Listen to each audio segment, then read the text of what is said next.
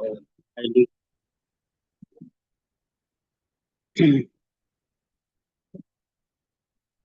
जी जी clear है। एक मरतबा और लिख दें जल्दी से। क्लियर है आवाज? जी क्लियर है। शुरू कर रहे हैं। बिस्मिल्लाहिर्रहमानिर्रहीम नहमदुहु व नुसल्ली व नुसल्लिमु अला रसूलिहिल करीम अम्मा बाद। देखिए, आज पहला सबक है। पहले जो सबक है वो होना है वो होगा, उसके बाद में जो गुज़श्ता सबक के अंदर थोड़ा सा 5 मिनट का रह गया था दिखाने के लिए कुछ चीज़ें, वो हम आखिर में दिखा देंगे इंशाल्लाह आपको। ठीक है, क्योंकि आज का बयान मुकम्मल अलग है।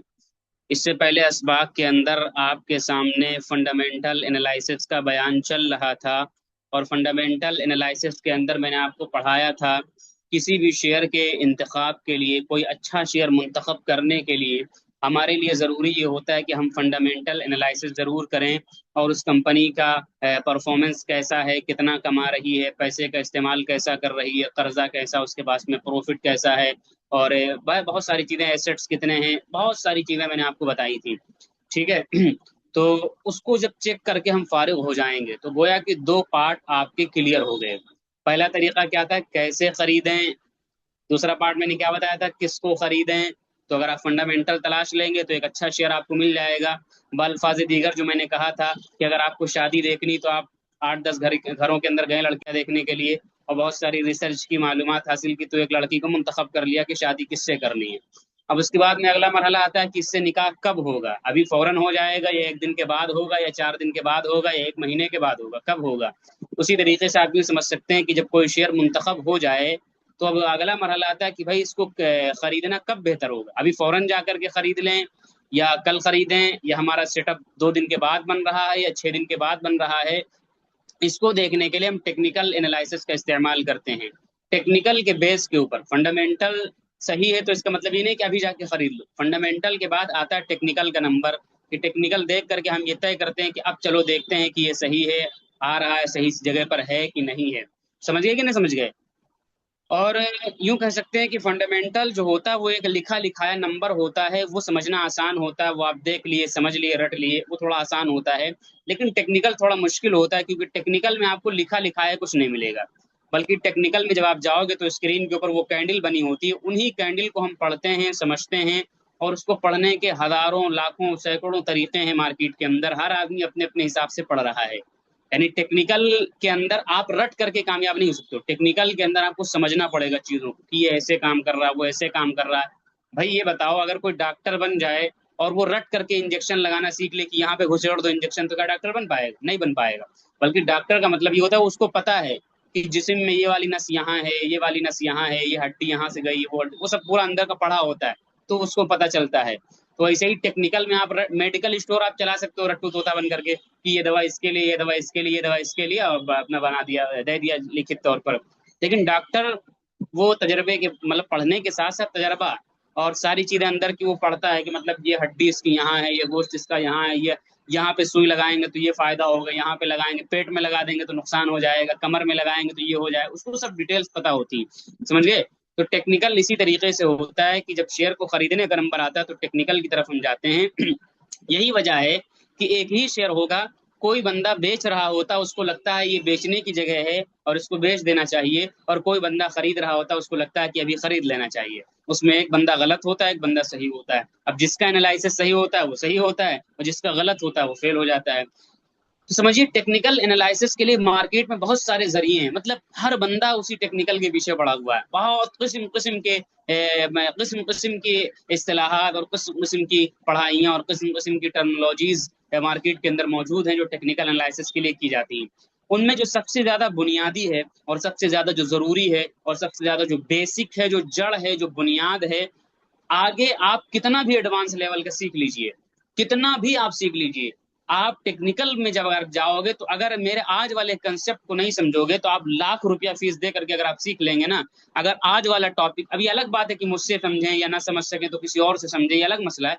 लेकिन इसके बगैर कोई सोचे टेक्निकल कर लें तो बड़ा मुश्किल हो जाता है करना। तो टेक्निकल के बहुत सारे टूल्स में से, बहुत सारे जरियों में से, बहुत सारे आलों में से, बहुत सारे वसाइल में से एक बेहतरीन सबक और बेहतरीन जरिया, बेहतरीन आला जिससे हम टेक्निकल एनालिसिस करते हैं, हमारे पास में कैंडल स्टिक पैटर्न है। क्या है? कैंडल स्टिक पैटर्न, यानी स्क्रीन के ऊपर जो कैंडल ऐसे नजर आती है, आपको मैंने दिखाया होगा कभी। तो उस कैंडल को हम समझते हैं, पढ़ते हैं कि इसमें क्या हो रहा है, उसके बाद में हम समझते हैं कि खरीदना चाहिए कि नहीं खरीदना चाहिए। तो चलिए अब इस कैंडल को हम शुरू करते हैं। कैंडल को समझने से पहले जरूरी ये है कि कैंडल कैसे बनती है। इतना स्टेप बाय स्टेप, इतना अलग अलग करके, इतना अलाहिदा अलाहिदा करके आपको पूरे यूट्यूब पर खंगाल मारिए, कोई नहीं बताएगा आपको। आप हो सकता है कहें कि ये फेंक रहा है, ठीक है आप कहिए फेंक रहा है, लेकिन जो मेरे इन दो सबकों को समझ लेता है उसके लिए आगे आसानी होती है। और इनको समझने के लिए चाहे आपको 100 मरतबा मेरी वीडियो देखनी पड़ेगी तो आप देखिएगा। यही दो सबक बहुत बुनियादी लेवल के हैं टेक्निकल एनालिसिस के अंदर, लेकिन बहुत अहम है, सारे एनालिसिस के ऊपर होते हैं। और इतना अच्छा आपको यूट्यूब पे कोई नहीं समझाएगा, या कहीं भी आप देख लीजिए, जितना मैं उंगली पकड़ पकड़ के इस कैंडल की एक एक हड्डी हड्डी मैं आपके सामने खोल के रख दूंगा अभी। देखिए सबसे पहले समझिए आप कैंडल ये बनती कैसे, यानी भाई मैं बता दूं कैंडल ये काम करता, आपको पता ही नहीं कैसे बनती कैंडल, तो समझिए इसको। कैंडल बनते हैं ऐसी कि जब मार्केट के अंदर कोई बाय और कोई सेल होता है, यानी जब कोई खरीदो फरोख्त होती है, जो कि हर सेकंड हो रही होती मार्केट के अंदर, लाखों करोड़ों की तादाद में हो रही बाय सेल। जब किसी कैंडल के अंदर जब मार्केट के अंदर खरीदो फरोख्त हो रही थी, तो उस खरीदो फरोख्त के विवज में स्क्रीन के ऊपर ऐसे ऐसे बिंदियां बनती रहती हैं, ऐसे ऐसे, यानी ये खरीदो फरोख्त हुई, ऐसे ऐसे बिंदियां बनती रहेंगी। ऐसे बिंदियां बनते बनते बनते बनते, यानी बहुत सारी, जितनी ज्यादा खरीदो फरोख्त उतनी ज्यादा बिंदियां बनेगी। वो बिंदियां बनते बनते, कहते हैं कि कतरा कतरा दरिया शबद, कतरा कतरा से दरिया होता है। तो आप कह सकते हैं बिंदी बिंदी कैंडल शबद, बिंदी बिंदी मिलकर के क्या बन जाती है, कैंडल बन जाती है। आखिर के अंदर जब मार्केट बंद होती तो इन सबको ऐसे मिला दिया जाता है, और मिलाने के बाद में पूरा जब मजमुआ बनता है तो हमारे सामने कैंडल की तस्वीर, एक मोमबत्ती की तस्वीर बनकर के सामने आती है। इसको बोलते हैं कैंडल। एक पॉइंट। पॉइंट नंबर 2, कैंडल का काम क्या है। इस पॉइंट को बहुत तवज्जो सुनिएगा। इस पॉइंट को मैं इसलिए बताता हूँ, तकरीबन 6 सबक तक आप मुझसे सवालात करोगे कौन से टाइम फ्रेम में जाके देखें कैंडल, मैं नहीं बताऊंगा, मैं कहूंगा सबक नंबर 14 या 13 में आएगा वो बयान। इसीलिए इसको मैं बता रहा हूँ यहाँ पर क्या है वो कैंडल काम क्या करता है। बहुत से आदमी ये देख लेते हैं कैंडल, उनको पता ही नहीं कैंडल का काम क्या है। अरे मेरे भाई, मैं हर चीज बता रहा हूँ, जो भी पढ़ा रहा हूँ उसके पीछे की वजह लॉजिक जरूर बता रहा हूँ। मेरे सामने एक टेबल रखी हुई, तो मैं पूछूं टेबल मेरे सामने क्यों रखी हुई है, यूं ही रखी हुई है। अरे भाई किताब रखे हुए इसके ऊपर, समझ गए। मेरे सामने स्क्रीन लगी हुई, मैं पूछूं स्क्रीन क्यों लगी हुई, भाई कैमरे की सेटिंग है, उसके अंदर कैमरा नजर आ रहा। मैं कहूं मेरे सामने ये पंखा लगा हुआ है, तो क्यों लगा हुआ है, कोई मकसद होगा लगाने का ना, वैसे ही लगा दिया। तो एक मकसद क्या है इसका, मकसद ये है इसका पंखे का कि वो जब चलेगा तो मुझे हवा लगेगी, और जब हवा लगेगी तो मुझे क्या कहते हैं, गर्मी नहीं लगेगी। और हर चीज का मकसद होता है कि नहीं। तो इसी तरीके से कैंडल का एक मकसद होता है। कैंडल का मकसद क्या होता है, सुनिए। कैंडल एक मुतय्यना वक्त के बारे में, अब सोच रहे होंगे मुतय्यना क्यों बोल दिया। मैं जब लफ्ज का चुनाव करता हूँ, जब अल्फाज का जब इंतखाब करता हूँ, तो उस लफ्ज को बहुत सोच समझ कर बोलता हूँ। ऐसे नहीं कि यूं ही बोल दिया मैंने मुतय्यना वक्त के बारे में, ऐसे नहीं बोला, इसको कुछ सोच समझ करके बोला है। कैंडल, यही लफ्ज आप लिखिएगा कापी में। कैंडल एक मुतय्यना और एक खास या मखसूस वक्त के बारे में प्राइस के उतार चढ़ाव को, कीमत के उतार चढ़ाव को जाहिर करता है कि उस मुतय्यना मुद्दत के अंदर, बार बार मुतय्यना में बोल रहा हूं ताकि लिख लें आप, उस मुतय्यना मुद्दत के अंदर, उस मखसूस मुद्दत के अंदर, उस खास वक्त के अंदर जिसको आपने सेलेक्ट किया है, प्राइस कहां से कहां तक गई है। क्या जाहिर करता है, एक मुतय्यना वक्त के बारे में बताता है, जाहिर करता है कि प्राइस कहां से कहां तक गई है। ये तारीफ है इसकी, समझ गए। मसलन मैं एक मिसाल देकर के आपको समझाता हूँ। मसलन मैंने मुतय्यना बोला, अब वो मुतय्यना कुछ भी हो सकता है, 5 मिनट का भी हो सकता है, 3 मिनट का भी हो सकता है, 2 मिनट का भी हो सकता है, 1 घंटे का भी हो सकता है, और तीन तीन घंटे का भी, 4 घंटे का भी, और इसी तरीके से 1 दिन का भी, 1 हफ्ते का भी, 1 महीने का भी, 3 महीने का भी, 6 महीने का भी, 1 साल का भी। यानी ऐसा नहीं है कि वो आपको मजबूर करेगा, वो मुतय्यना आपके हाथ में है कि किस मुतय्यन टाइम के बारे में आप देखना चाह रहे हो, प्राइस कहां से कहां तक गई है, वो आपकी मर्जी पर डिपेंड है। 1 मिनट, 3 मिनट, 5 मिनट, जो भी वहां पे लिखा होता है, जो भी आप सेलेक्ट करोगे, उस मुद्दत के बारे में बता देगा कि प्राइस यहां से यहां तक गई इस मुद्दत के अंदर। अब सवाल सबसे पहले आपके दिमाग में यही सवाल आएगा, और मैं इसको क्लियर कर दे रहा हूँ यहीं पर, अलहिदा से नहीं बताऊंगा, इतना साफ क्लियर बोल रहा हूँ, मैं क्लियर कर रहा हूँ। हालांकि मैं इसलिए बोलता हूँ ताकि आप अटेंशन, तवज्जो दो, समझ गए। क्लियर ये करना। आप अभी पूछोगे सबक के बाद में, ये सबक के हो सकता है और मजीद सबक के बाद क्या पूछोगे, हम कौन से टाइम फ्रेम में जाके कैंडल सेलेक्ट करें। तो मैं आपसे कहूंगा मेरे भाई, अभी आप इतना देखो कि वो हर टाइम फ्रेम में वही बताएगा जो मैं बताया हूँ कि कैंडल प्राइस कहाँ से कहाँ तक गई। 10 मिनट में भी, 5 मिनट में भी, तीन, जितनी मिनट की कैंडल लगाओगे उसके हिसाब से एक कैंडल बनेगी। मतलब मैंने जाके डाला 1 घंटा, तो 1 घंटा की एक कैंडल बनेगी, वो बताएगी कीमत कहाँ से कहाँ तक। मैंने डाल दिया 1 महीना, तो अब 1 महीने की पूरी एक कैंडल बनेगी ऐसे। समझ गए? अब सवाल ये कि कौन सी में हमको देखना है, कौन सी में ट्रेडिंग लेना है, कौन से में खरीदना है, कौन से में काम करना है, ये सबक नंबर 13 में हम बताएंगे। लेकिन अभी इतना समझिए कि हर जगह में वही चीज बताएगी जो 1 घंटे में, 3 मिनट में, 5 मिनट में, 7 मिनट में, 10-15 मिनट में, 1 घंटे में, 6 घंटे में, 3 घंटे, जो भी आप लगाओगे वहां जाकर के, समझिए वो हर टाइम फ्रेम के बारे में वही बताएगा। समझ गए? मसलन मैं एक मिसाल देता हूँ, आप किसी टेलर के पास जाइए और कहिए मुझे सिलाई सीखनी है। क्या कहिए? मुझे सिलाई सीखनी है। तो क्या करेगा? सीधे सीधे आप क्या करोगे? नया नया कुर्ता 800-900 रुपया, 1000 रुपये मीटर जाओगे, बेहतरीन सा कुर्ता खरीद के लाओगे और पहले ही मर्तबे में उसको काटने लगोगे क्या? नहीं। वो टेलर आपसे कहेगा एक कागज लेकर के आओ, एक खराब कपड़ा लेकर के आओ और इस पे ये छोटे छोटे 4 कुर्ते बनाओ, प्रैक्टिस करो काट कर करके। या डायरेक्ट आप पहले नया कपड़ा काटने लगोगे? नहीं, पहले क्या करोगे आप? प्रैक्टिस करोगे। वो टेलर पता क्या कहना चाहता है आपसे? वो टेलर आपको ये बताना चाह रहा है कि इस कागज पे तुम कटाई करो, चाहे कागज हो, कपड़ा हो, पन्नी रख करके उस पे कटाई करो। जैसे कटाई यहाँ होगी वैसे ओरिजिनल वाले में भी कटाई होगी जाकर के। जो प्रैक्टिस तुम यहाँ कर लोगे वही प्रैक्टिस ओरिजिनल वाले में होगी। तो मैं आपसे ये कह रहा हूँ, अभी आपको इसमें जाने ही नहीं ओरिजिनल वाले में कि किसमें हम काम करें। अभी सिर्फ इतना समझना कि हर टाइम में वही काम करेगा। समझ गए? जो मैंने बताया क्या प्राइस की कीमत को जाहिर करता है, कहाँ से कहाँ तक प्राइस गई। समझ गए? ये टॉपिक, तो इसलिए इसको तवज्जो सुनिएगा। बहुत ये बहुत बड़ा मसला है, बहुत अहम चीज है ये पूरे टेक्निकल में। ये बड़ा बड़ा अहम इशू है कि कौन सा टाइम फ्रेम को इस्तेमाल करें। इसीलिए मैंने कहा हर में अभी आपको कैंडल समझना है। अभी आपको एक नए तौर पर आप पन्नी पर, कागज पर प्रैक्टिस कर रहे हैं, गोया कि आप आइंदा सबक नंबर 14 या 13 के अंदर आएगा, वहां पर हम बताएंगे कि अब ओरिजिनल वाले कढ़ाई कैसे होनी है। लेकिन अभी आपको कागज के ऊपर और पन्नी के ऊपर प्रैक्टिस करनी है, उस हिसाब से मैंने आपको समझाया। चलिए, तीसरा टॉपिक आता है आज के सबक के अंदर। तीसरा जो आज के सबक का वो ये है, किसी भी कैंडल को बनने के लिए कितनी चीजें होती हैं। यानी आप यूं कह सकते हैं कैंडल के अज्जाए तरकीबी क्या हैं। समझ गए? कैंडल के अज्जा कितने हैं जिनसे मिलकर के कैंडल बनता है। भाई अगर एक चाय बननी तो चाय के लिए क्या क्या लाजिम है? चाय पत्ती हो, दूध हो, हल्का सा पानी भी होता है उसके अंदर, और चीनी, 3-4 चीजें होती नहीं। भाई चाय पत्ती निकाल दो चाय से तो क्या चाय कहलाएगी? समझ गए? समझ गए? तो इसी तरीके से किसी चीज को बनने के लिए कुछ चीजें होती है कि नहीं, तो ऐसे ही किसी कैंडल को बनने के लिए पार्ट्स ऑफ कैंडल कह लीजिए आप, या कह लीजिए आप कैंडल के अज्जाए तरकीबी कितने हैं, या कैंडल के अज्जा कितने हैं। तो आप यूं कह सकते हैं कैंडल के जो अज्जा हैं वो कुल 4 हैं। कितने हैं? 4 हैं, मैं आपको बता रहा हूँ। ऐसे कैंडल, सबसे पहला एक हिस्सा होता है कैंडल के अंदर जिसको हम बोलते हैं, एक मिनट, इसको मैं हरा दोनों कलर में बनाता हूँ ताकि समझ में आए। ये दोनों है, समझ लीजिए। सबसे पहले एक कैंडल होती है जिसको हम बोलते हैं, क्या बोलते हैं, इस हिस्से को हम बोलते हैं कैंडल के बॉडी। क्या बोलते हैं इस हिस्से को? बॉडी बोलते हैं। क्या बोलेंगे? बॉडी यानी जिस्म। समझ गए? और इसके अंदर ये जो कैंडल होगी 4 चीज, इसको बोलेंगे अपर विक। क्या बोलेंगे? अपर विक। पहले समझिए आप इसको क्या बोलेंगे, अपर विक। या आप हमको, हम समझाने के लिए तलबा को आसान जबान में कहते हैं ऊपर का डंडा। यानी नाम इंग्लिश में जरूर नहीं याद रखो मेरे भाई, समझो चीज को कि उसका मतलब क्या, नीचे वाले का मतलब क्या है। इसको डंडा बोल दो या इसको मोमबत्ती का धागा बोल दो, कुछ भी बोल दो। ये एक मोमबत्ती है, ऊपर उसकी सलाई है, समझिए, कुछ भी बोलो, समझो चीज को है क्या ये। नीचे वाले को बोलेंगे लोअर विक, ऊपर वाले को अपर विक या अपर शेडो, मेरी जुबान में ऊपर का डंडा। नीचे वाले को लोअर विक, लोअर शेडो, और मेरी जुबान में नीचे का डंडा। और इसको बोलेंगे जिस्म, और मेरी बॉडी, और मेरी जुबान में बोलेंगे जिस्म बोलेंगे इसको। समझ गए? अब इसके अंदर 4 चीजें कौन कौन सी समझिए। हर कैंडल के अंदर, समझिए, हर कैंडल के अंदर ये होता है कि एक ओपन प्राइस होता है। क्या होता है? Open price.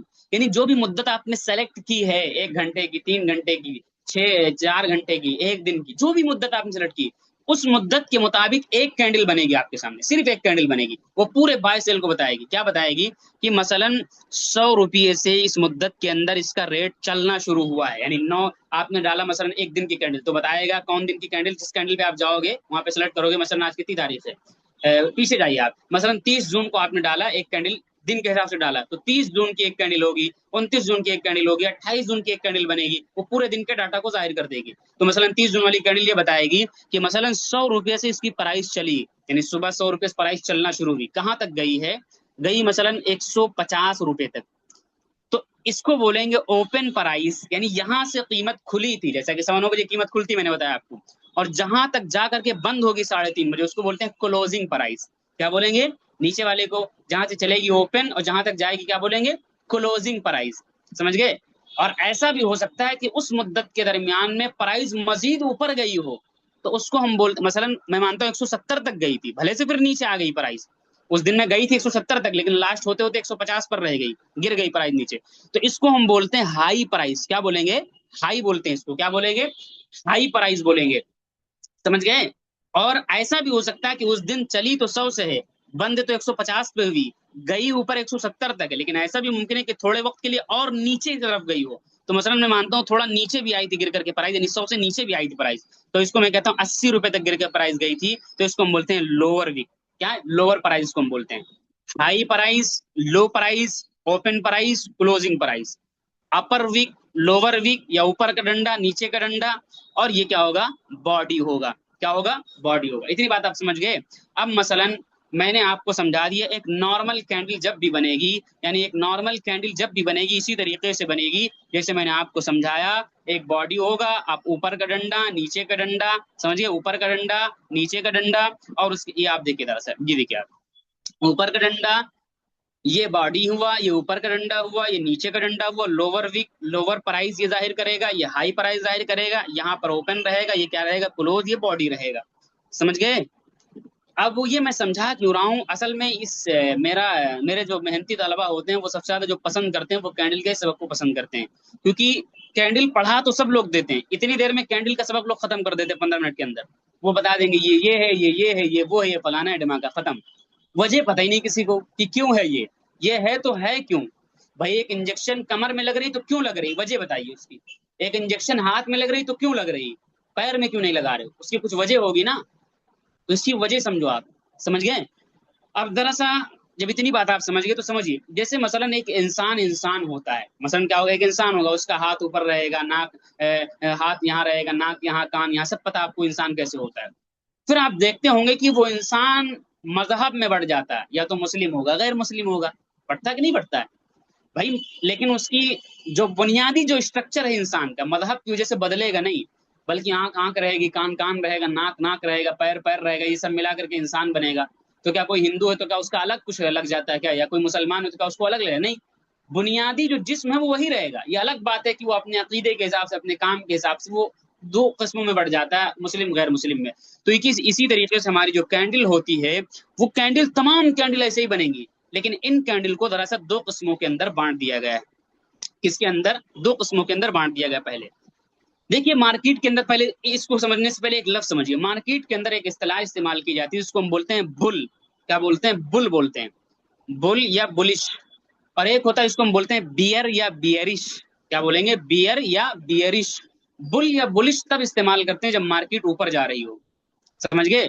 और बियर या बियरिश तब यूज करते हैं जब मार्केट नीचे जा रही है, तो उसको बताने के लिए बियर या बियरिश यूज करते हैं कि आज मार्केट बियरिश है या मार्केट में आज बियर है। समझ गए? इस तरीके से लफ्ज। अब समझिए, जब मार्केट बुल होती है, जब मार्केट बुलिश के मूड में होती है, तो उस वक्त जो कैंडल्स बनती है वो हरी कैंडल बनती है। कैसी कैंडल बनती है? हरी, इस तरीके से कैंडल बनेगी। और जब मार्केट बियरिश होती तो उस वक्त एक रेड कैंडल यानी लाल कैंडल बना करती है। इतनी बात आप समझ, यानी कैंडल दो किस्मों में बट गई। पूरी कैंडल को आप तलाश मारिए, कैंडल को खंगाल मारिए, या तो वो लाल होगी या हरी होगी, बस इतना ही होगी। हालांकि कैंडल की किस्में करने जाओगे तो 50 60 100 कम पड़ जाएंगे, किस्म किस्म के नाम है, रटते रटते थक जाओगे आप। लेकिन मैं कहता हूं जिसने इन दो को समझ लिया वो समझ जाएगा। ये बताओ, एक डॉक्टर अगर किसी को बनना है, उसको अगर एक इंसान के सारे आधा के बारे में बता दिए, इसका ये, अब वो चाहे हिंदू हो, चाहे मुस्लिम हो, चाहे गैर मुस्लिम हो, ईसाई हो, तो सबके आधा वैसे ही तो होंगे, नाम कुछ भी रख दो उसका, लेकिन बतौर इंसान के वो तो वैसे ही रहेगा ना जैसे है वो। तो बतौर कैंडल के सारी इन्हीं दो में रहेंगी। ये अलग बात है, उसके अलग अलग नाम पड़ जाते हैं, जिस्म कभी बड़ा तो नाम अलग, डंडी बड़ी तो नाम अलग, पेट बड़ा तो नाम अलग, ऊपर तो नाम अलग, नीचे तो नाम अलग अलग होंगे, लेकिन जो बुनियादी स्ट्रक्चर रहेगा वो इन दो के बाहर नहीं निकलेगा। मुस्लिम हो सकता है, गैर मुस्लिम हो सकता है, ईसाई, यहूदी, समझिए कुछ भी हो सकता है, लेकिन जो बुनियादी हाथ पैर कान नाक जो इंसान के होते हैं वो वैसे ही रहेंगे उसके। तो इसी तरह आप समझिए, इन दो कैंडल को अगर आप समझ लेंगे तो आगे की तमाम कैंडल आपके लिए आसानी होगी। बस समझना ये है कि हर कैंडल के अंदर, चाहे लाल हो चाहे हरी, वो चार चीजें होनी जो मैंने बताया: लो प्राइस, ओपन प्राइस, लो हाई, और ओपन क्लोज, कहाँ से चली कीमत, कहाँ तक गई, कहाँ तक गिरी थी और कहाँ तक आखिर ऊपर गई थी, चार चीजों को जाहिर करेगा।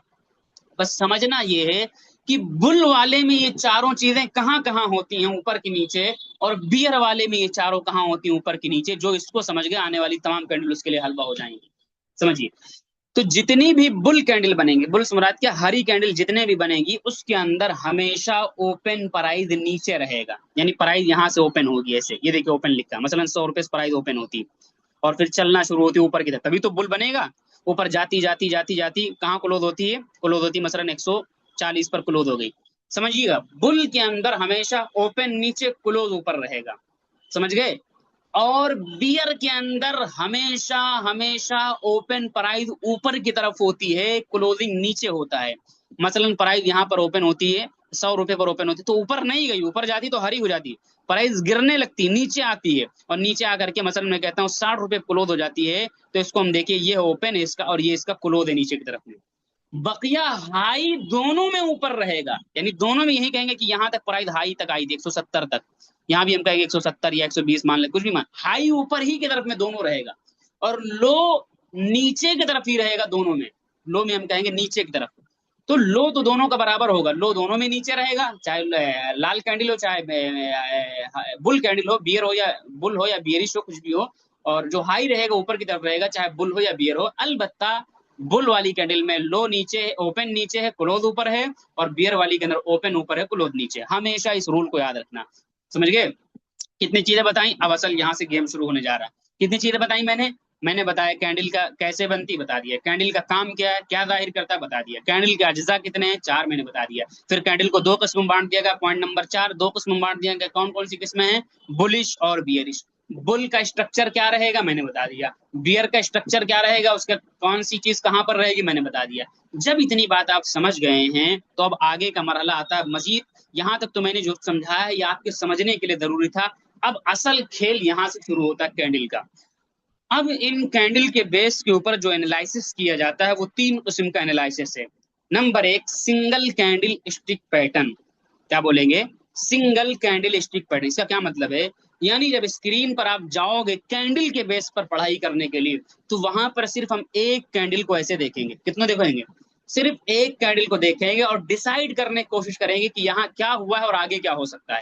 कितनी कैंडल को देखेंगे, एक कैंडल को। तो इसको, इस किस्म के एनालिसिस को क्या बोलते हैं, इस किस्म के एनालिसिस को बोलते हैं सिंगल कैंडल स्टिक पैटर्न। और एक एनालिसिस होता है जिसको हम बोलते हैं डबल कैंडल स्टिक पैटर्न, यानी आप एक कैंडल को नहीं देखोगे, कम अज कम दो कैंडल की पढ़ाई करोगे, इसको भी देखोगे इसको भी, आगे पीछे से हमसे मतलब नहीं, इसको देखा और गौर कर रहे हैं कि इन दोनों कैंडल का नतीजा क्या निकलता है, इसमें किसमें किसने कौन ताकत में है, बेचने वाले की खरीदने वाले, और इसको समझ करके आगे हम समझने की कोशिश करते हैं। इसको बोलते हैं डबल कैंडल स्टिक पैटर्न।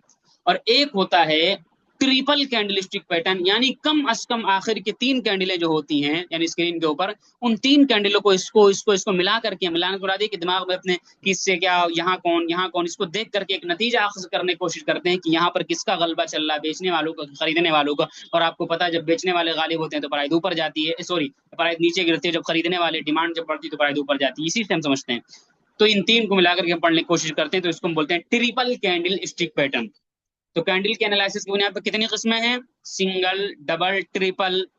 हम आपको कौन सा पढ़ाएंगे, हम सिर्फ आपको सिंगल कैंडल स्टिक पढ़ाएंगे। और सिंगल कैंडल स्टिक के अंदर भी बहुत सारी कैंडलें हैं। सिंगल के अंदर हम सिर्फ 10 कैंडल आपको पढ़ाने वाले हैं, डबल और ट्रिपल नहीं पढ़ाएंगे, क्योंकि डबल और ट्रिपल आमतौर से सिंगल से ही मिलकर के बनता है।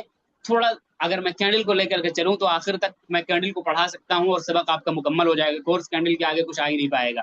15 सबक जैसा कि मेरे होते हैं उसके अंदर ही क्लियर करना होता है। जिसको मजीद लगन होती है ना, तो मैंने जो लाइन बता दी, मैंने इशारा कर दिया, वो और मजीद मेरी कैंडल को समझ करके सिंगल को वो डबल ट्रिपल बासानी यूट्यूब से समझ सकता है। लेकिन नहीं भी समझे तो कोई हर्ज नहीं, मैं भी डबल या कैंडल ट्रिपल को कम ही यूज करता हूँ, सिंगल काफी होता है इंसान के लिए। समझ गए। तो कैंडल के स्ट्रक्चर को आपको समझने क्या है जरूरी है। तो आप सिंगल कैंडल स्टिक के अंदर मैं 10 आपको पढ़ाने वाला हूं। मैं चीजों का इशारा इसलिए कर देता हूं कि जिनके अंदर लगन होती है वो मजीद एक्स्ट्रा भी सीख सकते हैं, क्योंकि सीखने की दुनिया कभी खत्म नहीं होती। समझ गए।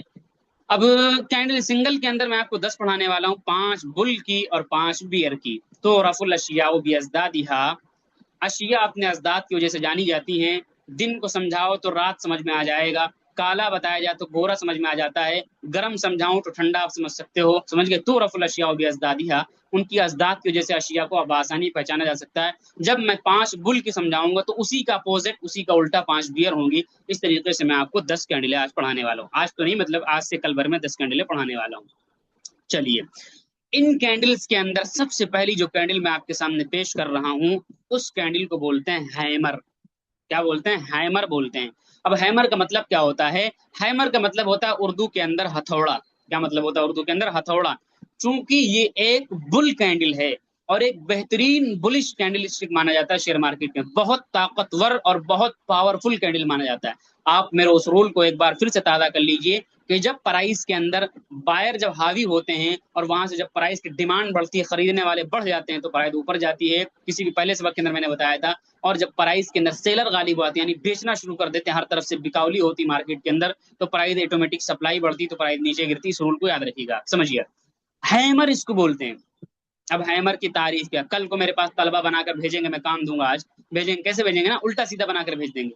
तारीफ सुनिए ना, आप देखिए कि जो मुफ्ती अफान ने बताया वो तारीफ पे फिट आ रहा है कि नहीं फिट आ रहा है। हैमर की तारीफ सुनिए। हैमर की तारीफ ये है कि इस तरीके से कोई आपके सामने कोई हरी कैंडल बने, ऐसे ऐसे हरी कैंडल बने जिसकी जिसकी बॉडी हो और बॉडी से 2 गुना से ज्यादा डंडा हो। कल को आप मेरे को ऐसे बना के नहीं भेजोगे, इसको हैमर नहीं बोल सकते हैं। मैंने क्या कहा?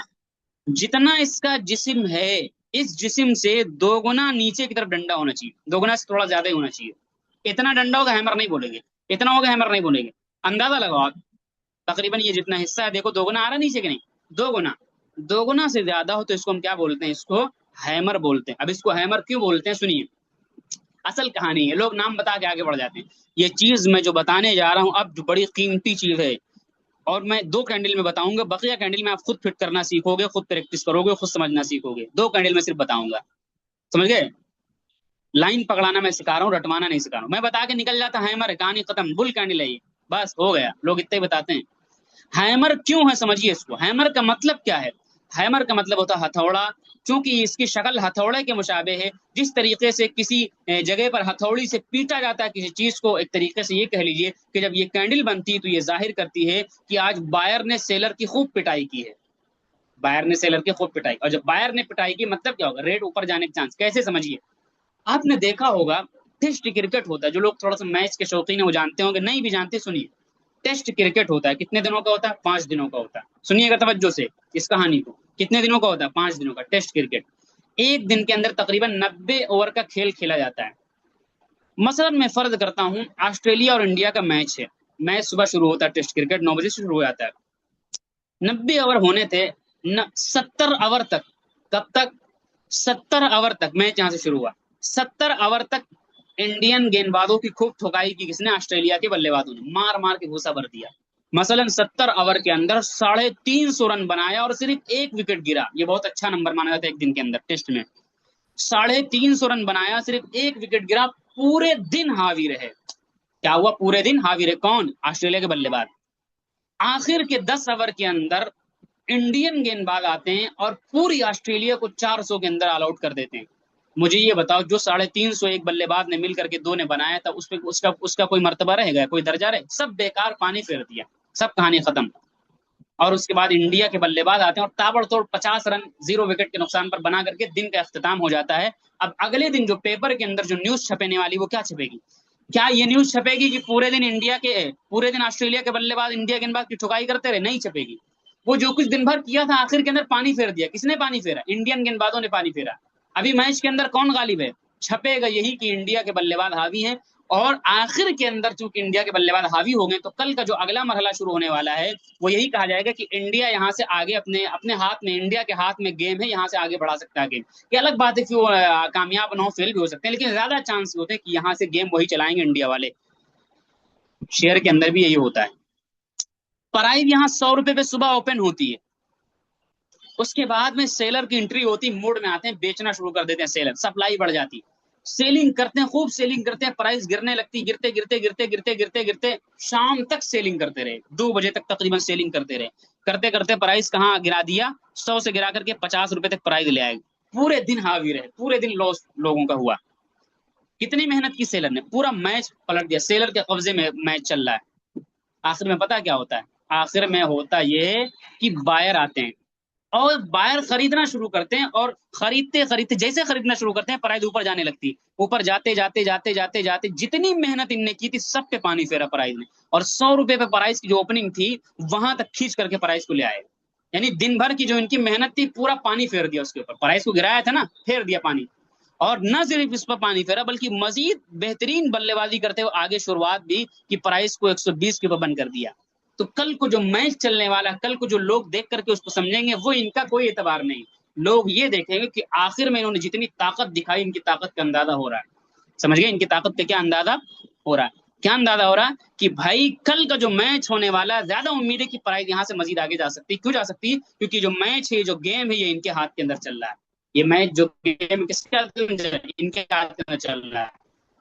समझ गए? सारा किए रहे। और चूंकि इसकी मिसाल, इसकी शक्ल हथौड़े एजेंसी बन गई। यानी मैं ये कहना चाह रहा हूं कि इन लोगों ने इतना पीटा, इनको इतना पीटा, पीट पीट करके एक तरीके से खूब पिटाई की। इस कैंडल का नाम पड़ गया हथौड़ा। इस कैंडल का क्या नाम पड़ गया? हथौड़ा नाम पड़ गया। समझ गए? हैमर नाम पड़ गया। खूब पिटाई की, दे हथौड़ी बरसाई सेलर के ऊपर, तुम्हारी ऐसी की तैसी। भैया अब इलेक्शन का रिजल्ट आता है, पता क्या होता है? मान लेते हैं भाजपा और कांग्रेस दोनों लड़ रही, सुबह 8 बजे से रिजल्ट शुरू हुआ, आमतौर से 5 बजे तक गिनती हो जाती है। हमें 5 बजे तक तकरीबन रुझान खत्म जाहिर हो जाता है किसकी सरकार बनने वाली। 2 बजे तक, 3 बजे तक पूरी तरीके से कांग्रेस हावी रही। सुनते होंगे कि कोई नेता, कोई एमएलए, कोई एमपी 2 बजे तक, 3 बजे तक पूरा लीड बनाए हुए। आखिर के घंटे के अंदर जो पेटी खुली, उस पेटी के अंदर आखिरी वाला कैंडिडेट जीत गया। मतलब जो हार रहा था वो जीत गया। क्यों जीत गया? पूरा एक तरफा वोट उसको मिल गया उस पेटी के अंदर। यही हाल यहाँ पर भी हो। तो अब कौन जीता? जो पूरे दिन हावी रहा वो जीता, जो आखिर में गलबा पा गया, पूरे दिन पानी फेर दिया उनके ऊपर, वो जीता। जो आखिर में पानी फेरा वो जीता। यहाँ पर भी वही कहानी हुई है। मैंने आपको इसको समझाने की कोशिश की। तो ये क्या कहलाएगा? हैमर कहलाएगा। समझ गए? ये बुल कैंडल है, बहुत पावरफुल कैंडल मानी जाती है।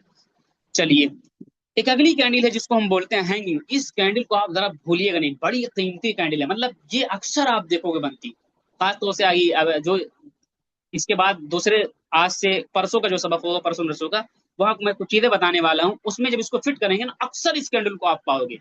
हैमर को बहुत ज्यादा पाई जाती है कैंडल। समझिए, एक और कैंडल बनती है, इसको हम बोलते हैं हैंगिंग मैन। हैंगिंग मैन कैसे बनेगी? इसको पूरा उलट दीजिए आप, ऐसी कैंडल बने, लाल कैंडल बनेगी, सिर्फ लाल कर दिए इसको आप, और उसके बाद में नीचे की तरफ दोगुना डंडा बन जाए। वो क्या थी? हरी थी, ये क्या है? लाल। इसको हम बोलेंगे हैंगिंग मैन। हैंगिंग मैन क्यों बोलेंगे?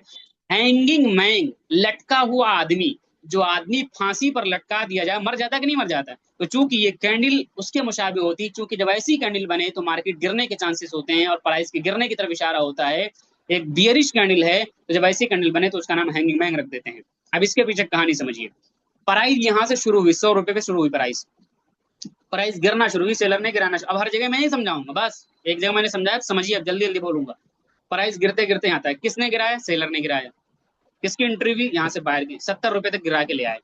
किसकी एंट्री होती? बायर की एंट्री होती। बायर यहाँ से खींचना शुरू करते हैं, ले आते कहाँ तक?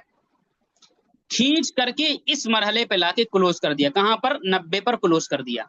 अब आप समझिए, ओपनिंग कहां थी? 100। क्लोजिंग कहां है? 90 पर। अब बताइए, नीचे क्लोज हो रहा कि ऊपर? नीचे क्लोज हो रहा है। प्राइस यहां भी हैंगिंग मैन की तरह, हैमर की तरह नीचे आई है। समझ गए? और यहां भी इन्होंने खींचा जैसे हैमर में खींचा था, लेकिन हैमर में जो खिंचाई थी वो ज्यादा तगड़ी थी कि ये जो लेवल था इसका ओपन का, इसके ऊपर ले आए थे प्राइस को, तो हैमर बन गए थे। लेकिन यहाँ जो खिंचाई की, दिखाई ताकत, लेकिन अभी थोड़ी कम दिखा पाए हैं। यहाँ पर देखो कहीं ना कहीं भी सेलर गालिब। कैसे गालिब है? कि जो ओपन प्राइस थी उसके नीचे भी इन लोगों ने क्लोज कर रखा प्राइस को। देखिए उसके नीचे क्लोज कर रखा। नीचे क्लोजिंग है कि नहीं है? नीचे। तो जब नीचे क्लोजिंग है तो आप ये कह सकते हैं अभी भी गलबा सेलर का। तो इस तरीके से एक बेयरिश कैंडल है। ये दोनों कैंडल आप समझ गए।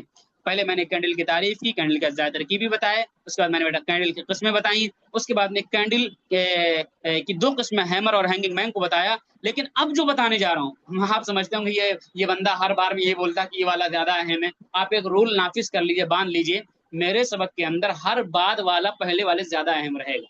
जो जितना बाद में आ रहा वो उतना ही ज्यादा अहम है। उसको मैंने रखा ही इसलिए बाद में, ताकि आप बालिग होते जाओ धीरे धीरे, 15 साल की उम्र में, और वो चीजें आपके दिमाग में बासानी आने लगे। शुरू में हार्ड वाला रख दूंगा, नहीं समझ में आएगा। आप समझिए। अब दो कायदा मैं आपको बताने जा रहा हूँ, इन दो कायदा को आप याद रखिए। दो कायदा, कौन सा कायदा? सुनिएगा कायदे को। दो कायदा मैं बताने जा रहा हूँ, सिर्फ कैंडल को याद रखना कमाल नहीं, कैंडल के साथ में इन दोनों कायदों को याद रखना ही असली कमाल है। इन दो कायदों को आप फॉलो नहीं करोगे, कैंडल काम नहीं करेगा। वैसे तो कैंडल कभी कभी काम नहीं करता है, 100% नहीं होता, ये बस तजजिया होता है। कायदा नंबर एक, अभी मैंने आपको बताया था, अभी मैंने आपको बताया था कि हरा कलर का अगर बनता तो हैमर, ये समझाने के लिए मैंने बताया। लाल कलर का बनेगा तो हैंगिंग मैन, ये समझाने के लिए बताएगा। और मार्केट के अंदर जाओगे, गूगल पर सर्च करोगे, यूट्यूब पर डालोगे, यही लोग बताएंगे लाल बनेगा तो हैमर और हरा बने, सॉरी, लाल बनेगा तो हैंगिंग मैन और हरा बनेगा तो हैमर, इतना ही बताएगा, आगे निकल जाए। अब मैं बताने जा रहा हूँ, सुनिए, एडवांस लेवल की चीजें। कलर डजंट मैटर, उर्दू जुमला लिख लीजिए आप, उर्दू में लिखिए, कलर मैटर नहीं करता है। यानी ये मैंने आपको समझाने के लिए सिर्फ बताया है। लेकिन हैमर और हैंगिंग मैन, कौन हैमर है कौन हैंगिंग मैन है, इसके अंदर कलर मैटर नहीं करता है। यानी हम कभी कलर के बेस के ऊपर हैंगिंग मैन या हैमर को डिसाइड नहीं कर सकते, हैमर हैमर या हैंगिंग मैन का फैसला नहीं कर सकते। कभी कलर के बेस के ऊपर हम नहीं कह सकते कि ये हैमर है कि हैंगमैन। किस बेस पर कहेंगे? हम उसकी जगह के बेस के ऊपर कहते हैं कि कौन हैमर है कौन हैंगिंग मैन है। किस बेस पर कहेंगे? उसकी जगह की बेस के ऊपर कहेंगे। ये बन कहां पर रहा है, जगह इसकी कहां है, किस जगह पे ये कैंडल बन रही है, चाहे लाल हो चाहे हरा, उससे हमसे वास्ता नहीं। इस शक्ल की होनी चाहिए कि बॉडी उससे दोगुना डंडा नीचे की तरफ में, कहां पे बन रहा है, इसके बेस पर हम तय करते हैं कि कौन हैमर है कौन हैंगिंग मैन है। समझ गए बात कि नहीं समझे? इसके बेस पर, कलर की बेस पे तय कर रहे हैं तो गलती कर रहे हैं। कैसे तय करेंगे? तो सुनिए, जब प्राइस खूब नीचे गिर चुकी हो, ऐसे ऐसे प्राइस खूब नीचे गिर चुकी है। अब नीचे से मुराद क्या, कितना नीचे कितना ऊपर, या आगे मैं बताऊंगा, परसों के सबक में बताऊंगा। इस लफ्ज को लिख लीजिए, परसों वाले सबक के साथ इसको मिलाना है हमको। जब प्राइस खूब नीचे गिर जाए, वो नीचे का एक मकाम होता है कि नीचे किसको हम कहेंगे ऊपर किसको कहेंगे, ऐसे नहीं कि ये नीचे वो ऊपर, वो एक जगह होती है खास। जब प्राइस नीचे गिर कर आ चुकी है, वहां पर कोई भी कैंडल बन जाए, चाहे इस तरीके से हरी बने चाहे इस तरीके से लाल बने, दोनों हैमर हैं। ऐसा नहीं कि ये हैमर हैंगे, नहीं, दोनों हैमर कहलाएंगे। दोनों क्या कहलाएंगे? हैमर कहलाएंगे। समझ गए? क्यों हैमर कहलाएंगे? बस थोड़ा सा इसको 2 नंबर आप दे सकते हो कि इसमें पावर ज्यादा क्यों। इसमें ओपन जो था ये नीचे है और क्लोजिंग ऊपर है, प्राइस यहाँ भी नीचे से ऊपर गई, प्राइस यहाँ भी नीचे से ऊपर गई, सेम है कि नहीं है? लेकिन इसमें ओपन के ऊपर क्लोज है और इसमें ओपन के नीचे क्लोज है। तो कहीं ना कहीं हरा वाला 2 नंबर दे सकते हो आप, ज्यादा पावरफुल होता है, और लाल वाला थोड़ा कम पावरफुल होता है, लेकिन ये कह सकते हो दोनों हैमर है। उसकी वजह समझते हो क्या? साइकोलॉजी समझिए, इसके पीछे कहानी समझिए। अब बताइए मुझे, होता है इसके अंदर ये है कि प्राइस यहाँ एक तरफा सेलिंग का प्रेशर, एक तरफा सेलर यहाँ से गालिब, एक तरफा सेल कर रहे हैं, माल बेच रहे हैं, प्राइस एकदम से गिरती हुई आ रही, गिर रही कि नहीं गिर रही? आखिर क्या वजह है कि ऐसी कैंडल यहाँ पर बनी कि इसमें बराबर की लड़ाई और बायर ने अपनी ताकत दिखा दी?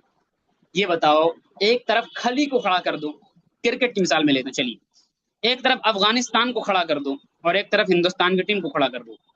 पिछले 20 साल का रिकॉर्ड निकालो, एक मैं मिसाल समझा रहा हूँ बस।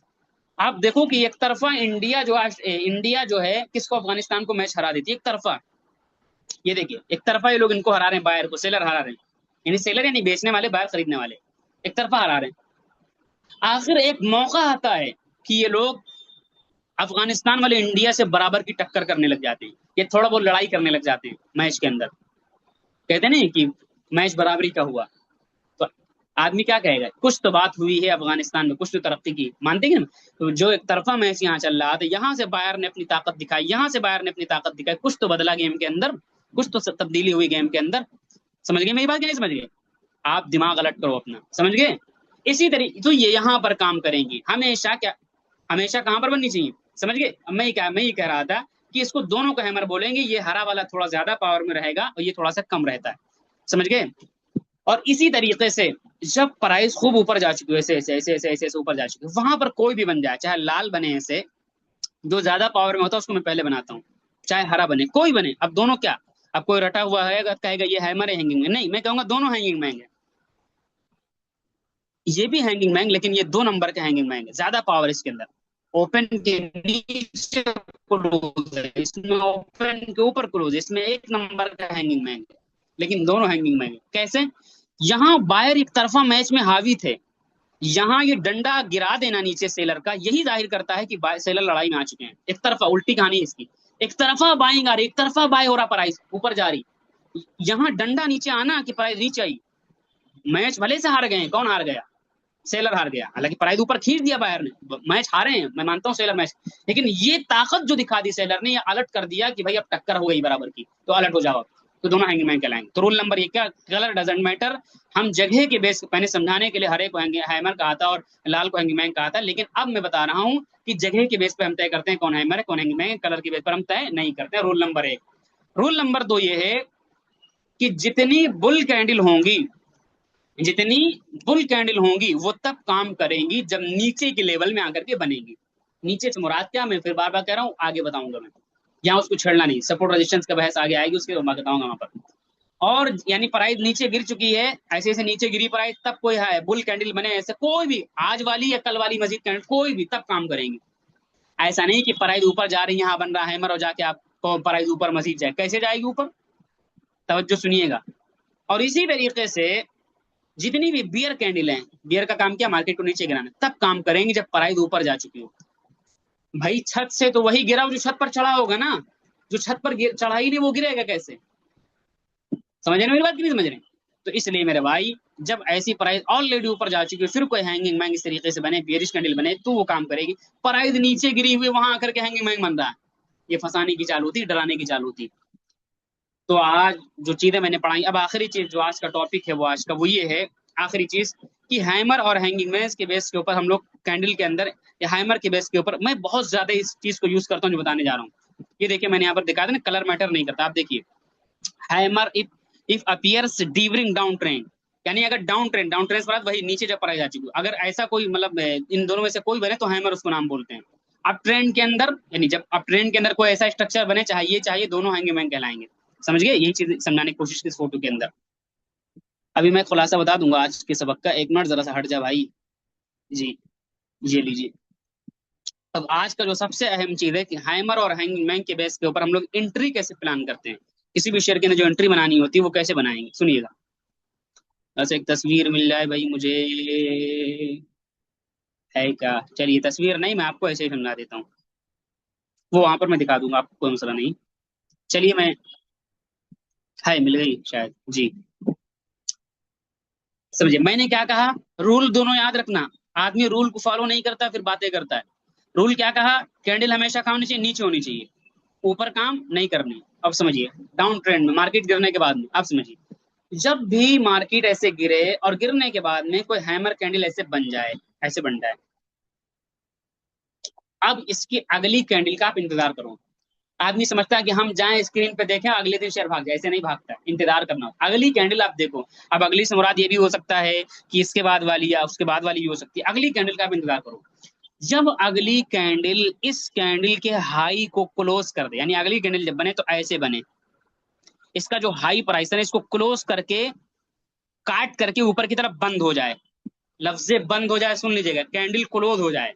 ऐसा नहीं कि सुबह सुबह आपने जाके देखा कैंडल बाहर निकली हुई, बस जाके खरीद लिया, नहीं।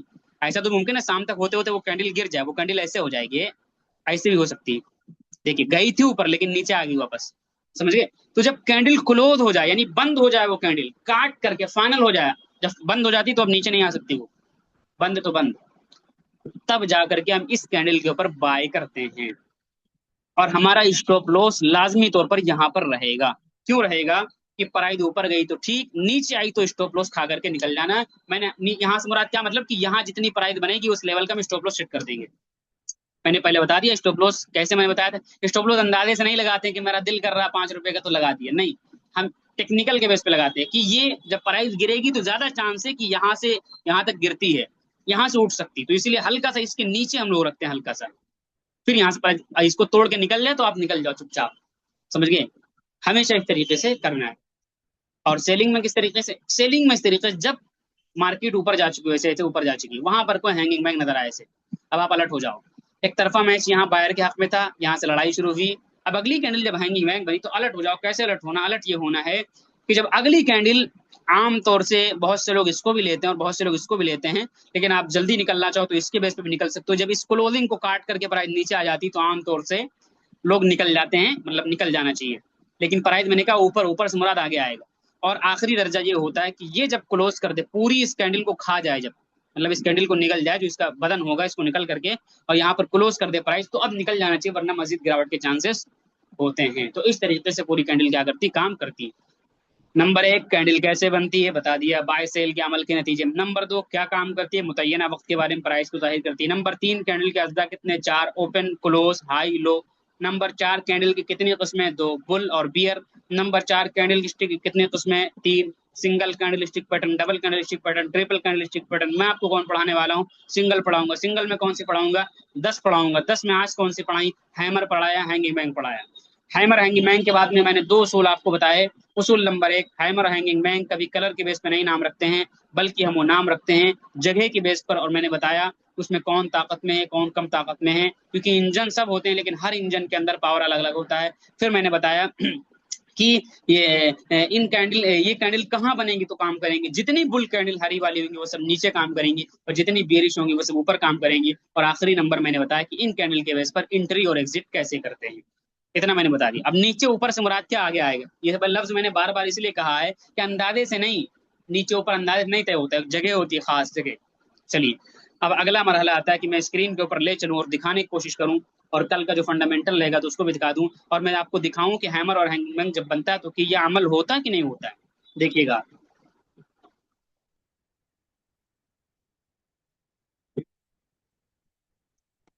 1 मिनट जी, 1 मिनट, कौन है।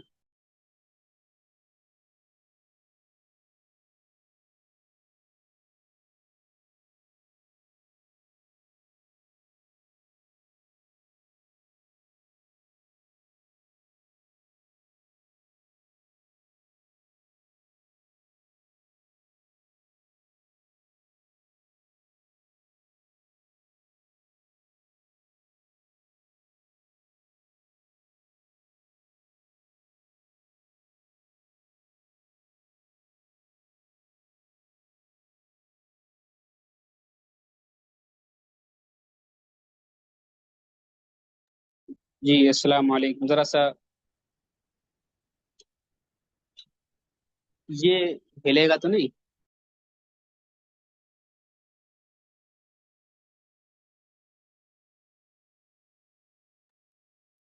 जी अस्सलाम वालेकुम, जरा सा वो कुछ काम वाले अहबाब आ गए असल में कमरे में। वो असल में वो जहाँ मेरा बैठने का निज़ाम है, किताबें वगैरह रख करके पढ़ने पढ़ाने का, वो मस्जिद का हुजरा है। तो उसमें कुछ काम वाले लोग आ गए हैं, अब उनको हटाना भी मुनासिब नहीं। तरह से आप लोग तब तक क्वेश्चन कर लीजिए 5 मिनट तक, ठीक है, वो कुछ कर लें, फिर मैं स्क्रीन के ऊपर ले चलता हूँ। हालांकि सबक हो गया, कुछ खास दिखाना नहीं है, कैंडल सिर्फ दिखाना है, तो आप क्वेश्चन तब तक कर लीजिए। जी, हाथ उठाएं अपना।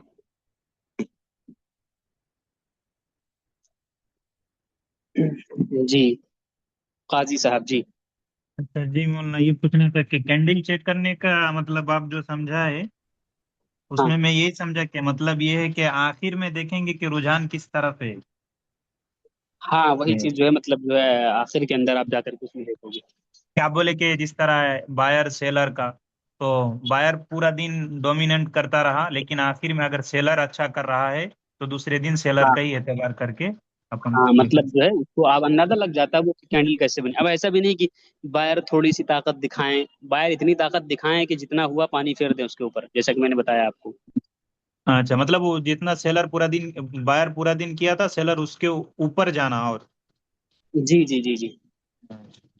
ठीक है। अच्छा, जी आवाज क्लियर आ रही है ना आप लोग को। जी जी।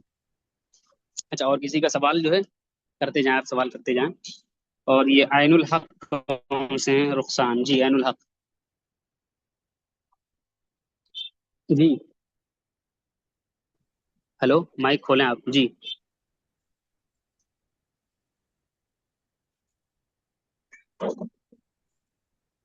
हेलो, भाई बोल नहीं रहे हैं आप। चलिए, और ये कौन है, रिजवान, असजद अंसारी जी। अब्दुल्लाह बरकत। जी वालेकुम सलाम। हजरत, आखिर में आप फरमा रहे थे जब भी मार्केट गिरेगा तो हम्म हैमर बनेगा, है ना? तो अगले हम्म। अगले हैमर का इंतजार करना है, तब जाकर के मार्केट में एंट्री करनी है। अगले हैमर का हमने नहीं कहा, अगली कैंडल का कहा है, अगली कैंडल उसके ऊपर क्लोजिंग करें। अच्छा, अगली कैंडल जब उसके ऊपर क्लोज कर जाए तो जी अगली जी, वाली अच्छा। कैंडल करनी जी है। जी जी, बोले बोले। यही पूछना था। और इसमें वो जो स्टॉप लॉस के बारे में बोले थे वो कैसा था? भाई वहां पर जितनी कीमत बनेगी वो हमारा स्टॉप लॉस होगा। स्टॉप लॉस कैसे लगेगा वो दिखा दिया आपको। जी। अच्छा एक मिनट रुकिए, अब जरा सा मैं स्क्रीन शेयरिंग कर रहा हूँ। आवाज आ रही ना क्लियर आप लोग को? जी आ रहे हैं।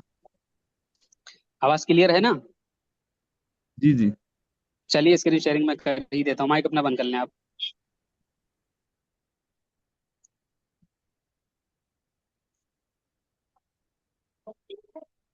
सबसे पहले आप जब आओगे यहाँ पर, ऊपर कोने में कोई भी शेयर सर्च करोगे, और सर्च करने के बाद में चलिए आशा पूरा करके पड़ा उसी को हम देख लेते हैं। और आगे चार्ट देखने के लिए हम जाएंगे इसके ऊपर। इसके ऊपर जब हम आएंगे क्लिक करेंगे, देखिए नेट थोड़ा सा मतलब जो है अच्छा होना चाहिए आपका। बहुत से लोग भेजने कहते नजर नहीं आ रहा वो ये थोड़ा सा हाई नेट यूज करता है, समझिए। चार्ट जो होता है वो हाई, चूंकि वो कैंडल। माइक बंद कर ले भाई आप अपना, जिनका सवाल हो गया माइक बंद कर लें। अब मसलन, अरे भाई जरा तवज्जो कर लो यार, माइक बंद कर लो। मैं बंद नहीं किया आपका माइक, बंद कर लो आप अपना माइक। जी। एक मिनट, मसलन ये कैंडल आपके सामने नजर आ रही, तो पहले मैं दिखाता हूँ कि कैंडल में क्या क्या चीजें होती हैं और कैसे बनती है, वो मैं पहले आपको दिखाता हूँ। मसलन ये आप देख रहे हैं ना, वी बना है और एम बना है और डे बना है, ठीक है। इसको जब आप देखोगे तो ये एम का मतलब मंथली, वीक का मतलब हफ्ता, और डे का मतलब वन डे, और 4 घंटा, 1 घंटा, 15 मिनट, मेरे देखो लाइन से लिखा हुआ। तो ये इसी के मुताबिक जब मैं सेट करूंगा, जैसे मैंने वी पे सेट कर रखा है, तो पता है ये क्या बता रहा है? एक कैंडल बता रही कि ये फला हफ्ते के अंदर कौन सी कैंडल कहाँ से चली, 5 दिन में, दोशंबा, मंगल, बुध, जुमेरात, जुमाइन, 5 दिन में क्या डाटा निकल के आया। देखिए मसलन मैं किसी कैंडल पे लगाता हूँ हाथ, नीचे आप देख रहे होगे। चलिए मैं दिखाता हूँ, नीचे आप देखोगे मेरे तो डेट चल रही होगी 13 अप्रैल, मंडे। ये जो जिस बड़ी सी कैंडल हरी सी है, इस पूरी कैंडल के अंदर पूरे एक हफ्ते का डाटा मौजूद है। क्या मौजूद है? ये जो नीचे का हिस्सा यहाँ पर है, मसलन मैं एक डंडी से मार्किंग करता हूँ, ये डंडी कैसे निकलेगी मैं दिखाऊंगा। ये मैंने पकड़ा, और पकड़ने के बाद में यहाँ पर टच किया इसको, ये ओपन उसका था, ठीक है। और उसके बाद में परफेक्ट नहीं, ये थोड़ा सा यहाँ पर हम टच करेंगे, ये इसका क्लोज था। और उसके बाद में ये हल्का से इसके डंडे के ऊपर लगाएंगे, यहाँ पर लगाया। और ये कैसे लगाएंगे हम बता रहे हैं इसको भी। और इसको पकड़ेंगे और यहाँ पर नीचे लाएंगे। अब देखिए चार चीजें हुई कि नहीं हुई? चारों की प्राइस आप यहाँ पर देख सकते हो कि इस पूरे हफ्ते के अंदर, पता है क्या हुआ? इस शेयर की प्राइस 8,518 रुपये खुली थी, चालू हुई थी, ओपन इसका ये था। प्राइस बंद कहाँ पर हुई पूरे हफ्ते के नतीजे के? 615 पर बंद हुई। और गई कहाँ तक थी, यानी उस हफ्ते में ऊपर भी गई थी, कहाँ तक गई थी? 634 तक गई थी। और नीचे भी कुछ गई थी क्या? हाँ नीचे भी कुछ गई थी। 518 से चल करके नीचे भी 10 तक गई थी, भले से ऊपर फिर चली गई, लेकिन ये चार चीजें जाहिर कर दिया। ये वीक के हिसाब से। अगर मैं इसको डे में चालू करूं, कन्वर्ट करूं, तो डे में कन्वर्ट करने का मतलब ये है कि आप देखिए, डे में कन्वर्ट करने का मतलब ये है कि इसको मैं यहां पर अगर क्लिक कर दूं, तो अभी एक दिन की एक कैंडल बनेगी। अब यही कैंडल जो बन रही है ना, अब एक एक दिन की ही है। अब देखिए ये यही हरी वाली कैंडल है, ये दूसरी हालत की है। मतलब मैं चलिए ये ले लेता हूँ, ये लेता हूँ लाल वाली, चलिए आसानी से। अब ये नीचे डेट चल रही है 13 जुलाई, 3 जुलाई 2026, ये उस दिन की पूरी कहानी को जाहिर कर रही है। क्या जाहिर कर रही है आप साइड में देखिएगा, बार बार मैं मार्किंग नहीं करूंगा। ये आप साइड में देखिए, मैंने बिल्कुल ऊपर हाई विक पे लगा रखा है, 673 तक गई प्राइस हाई। नीचे कहाँ तक गई? 642 तक, 39 तक गई। ओपन कहाँ पे हुई थी? ये यहाँ पर, जहाँ पे चारों लाइनें मेरी चल रही, वहां पर देखिएगा, कंप्यूटर की तरीके से कर्सर चल रहा होगा। 664। और क्लोज कहाँ पे हुई है? 646 के ऊपर। तो इस तरीके से कितनी चीज जाहिर की इसने भी? चार चीजें जाहिर की। तो हर कैंडल इसी तरीके से, आप किसी में जाओ यही चीज जाहिर करेगी। तो यही चीज क्या होगी आपको समझनी होगी। समझ गए? तो ये कैसे मार्किंग डंडी कहाँ से निकालेंगे मैं आपको बताऊंगा। बाकी अब हैमर दिखाता हूँ मैं आपको, कि जहां जहां हैमर बनता है क्या ये काम करता है कि नहीं, हैंगमैन बनता है क्या काम करता है कि नहीं करता है। मसलन मैं यहाँ पर आपको एक कैंडल दिखाता हूँ। ये प्राइस काफी गिर करके नीचे आई हुई है, 600 रुपये से गिर करके 400, 450 तक आ गई है। और उसके बाद में जो है 480 तक गिरी प्राइस। और यहाँ आप देखोगे हैमर बना हुआ है। और कौन सा हैमर बना हुआ है? लाल वाला हैमर बना हुआ है। एक मिनट जरा सा रुक जाइए, डिस्टर्ब कर दिया इन लोगों ने सबक में थोड़ा सा। और इत्तेफाक के बाद आज ज्यादा चीजें आपको दिखानी थी, तो उसमें डिस्टर्ब किया है।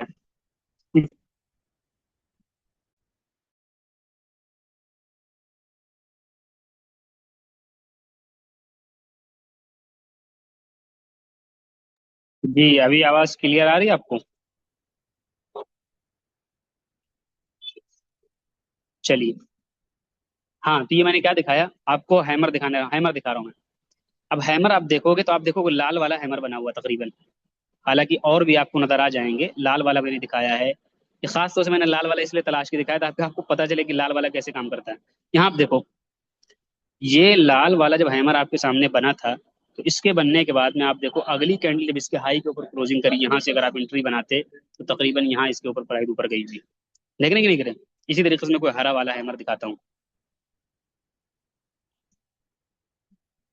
कहीं हरा वाला भी मुझे नजर आ जाए। तो यहाँ पर आप देखो कि तकरीबन ये प्राइस जहां से गिर करके आई हुई, यहाँ से गिर करके आई हुई, यहाँ पर आप देखो एक हरा हैमर है।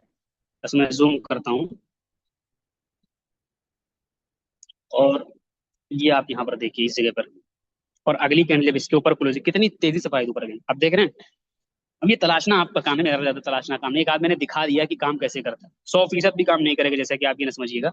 और हैंगिंग मैन अगर मैं आपको दिखाऊं, यहाँ कहीं हैंगिंग मैन भी नजर आ जाए, दिख जाए भाई।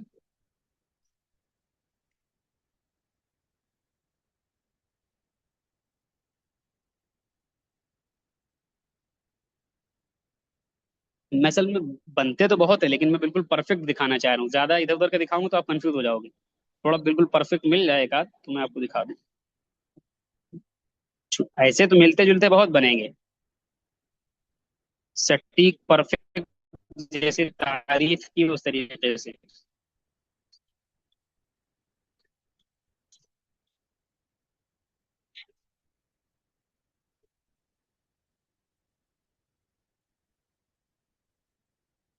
कोई और मैं उठाता हूँ।